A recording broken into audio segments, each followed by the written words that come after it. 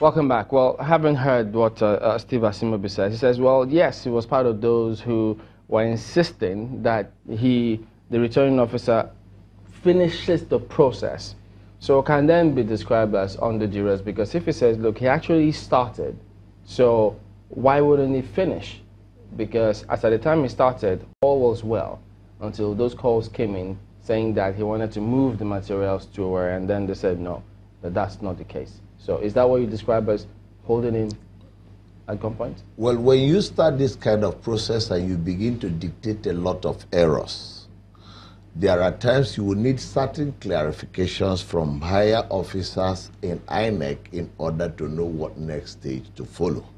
Because if there are too many results that are being cancelled because of incidents of overvoting, to the extent that the victory margin between the leading candidate is going to be far less than the difference in votes as to the number of people who could not be allowed to cast their votes, you will not be allowed to proceed to declare a winner. So these are decisions that you need to clarify. But please permit me to say something. He is alluding to the fact that their candidate won in Idato Federal Constituency, their candidate won in Ohajewema Oru Federal Constituency and another place, and that is evidence to show that they also won. But look at the result of the presidential election in Olu Senatorial Zone. Out of the 12 local governments of Olu Senatorial Zone, PDP won in 10 of the of the local governments. PDP won even in the local government of the AA governorship candidate, who is the chief of staff and son-in-law to the governor. So if they are saying that, where are they manufacturing the figures from? Because look at the total number of accredited votes for Mr. President, which all happened at the same time simultaneously. And the total number of accredited votes for the senatorial election for Imo West. Try to match the two and then bring these things side by side with the card reader. The truth will be as simple. This things will take you more than 10 hours to sort out. Okay, but at the point where you say that cases of overvoting, errors are things that you may need to sort out at the high office, was that the case that the arrow gave at the time? Did he allude to any of this? Let me tell you, at the different intervals, when the process of militarization was already occurring, and the calls were coming and threats are being thrown to everybody, senior INEC officers and all other individuals, everybody now began to be cautious. And it is important to note that that is the period when these threats begin to come in a subtle manner, and they begin to grow as soon as the strength of the military officers working at the behest of the governor is increased. So at what point was this occurring? Since it suggests it didn't start from the beginning. Yeah, at the beginning, because these results trickle in. In fact, there are cases where it takes you 2 days. You won't even see a collation officer for a particular local government. So at what point and it suddenly starts appearing with his own documents. When did this militarization start occurring? The militarization started coming when it started dawning on the governor that with the kind of results that were coming in on behalf of Mr. President, in the same senatorial zone where he comes from, that there was just no way he would win. Is that when they had announced up to 7 local governments? Yes, because they already had seen that the results coming in each of the local governments was showing that PDP was winning in 10 out of 12 of the local government areas. Your representative, your party agent was there when the announcements were being made. There was no protest. No, what do you want him to do?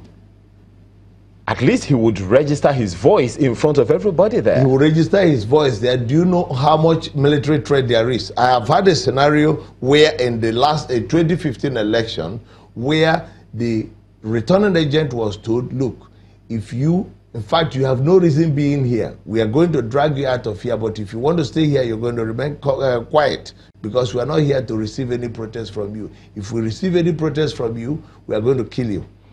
It's not everybody who can manage that kind of scenario. Okay, let's try and get back at Mr. Asimobi and get his perspective on this matter. Mr. Asimobi, first he says, look, you may have said your candidate won in some of those areas, but if you compare it with the presidential election results, which the PDP won 10 of those local government, including the areas that you said your candidate won. So he says that clearly disputes the impression that you or AA is actually having some leverage. Okay, let me even finish up with what I was saying earlier on, please.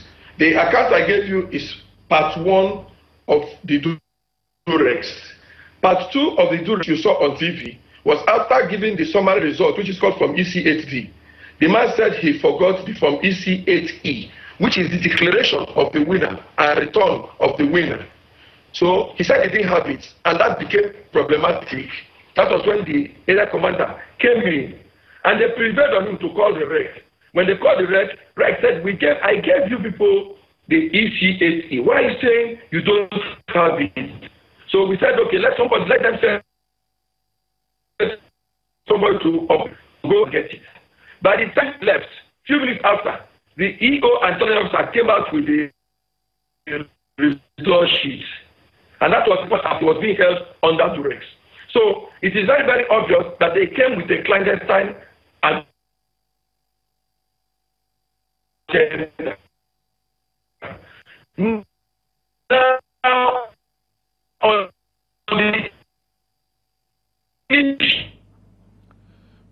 All right, well, we've got some bad connection there, but if I could, try and restate what part of what he said is, first, when the returning officer said that he didn't have the form EC8E, which was a declaration sheet, and then the REC says, no, we actually gave you that. So if that were the case, doesn't that suggest that there might have been some discrepancy in that case? Because why would the returning officer say he didn't have the declaration of results sheet, which the REC says he has? Thank you very much. These things are simple and straightforward. Now, when you come to the collation point, the returning officer will bring out the collation results sheet and show it to you that it hasn't been tampered with and everything is clean. And then he will show it to all the agents and put it on the table. Then he will bring his rough page and show to everybody that this one is only a rough page with which they will be doing the computations because there are too many errors. And there will be an E-officer of INEC sitting at some point, entering it and beaming it on the wall on a screen. Now, the truth is that it is on the basis of what is being entered that this result will be read out. Because from when everybody is satisfied with what is going on the rough sheet, then the RO will begin to enter it in the main result sheet proper. But he does know that as a fact that most of these result sheets, for example, the one for the local government collation is with the EO.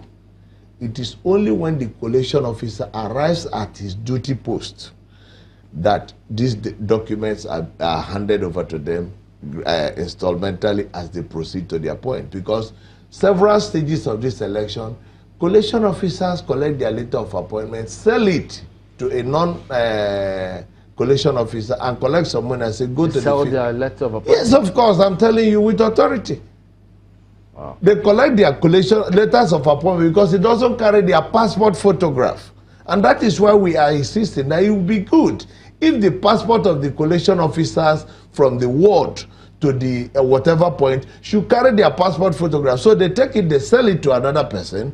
This other person now takes it and disappears into the house of the candidates running for the election and negotiates with them. By this time, the EO is looking for him. While these whole results are never handed over to the collation officer until the point of each of these stages is because he will disappear with them.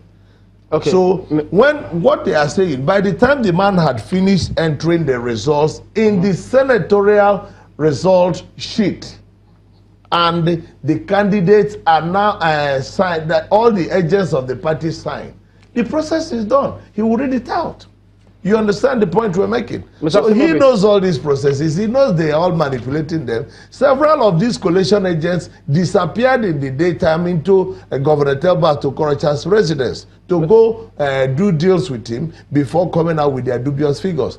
There is a simple process. Check the card readers, check the result of the president, and how did they do it.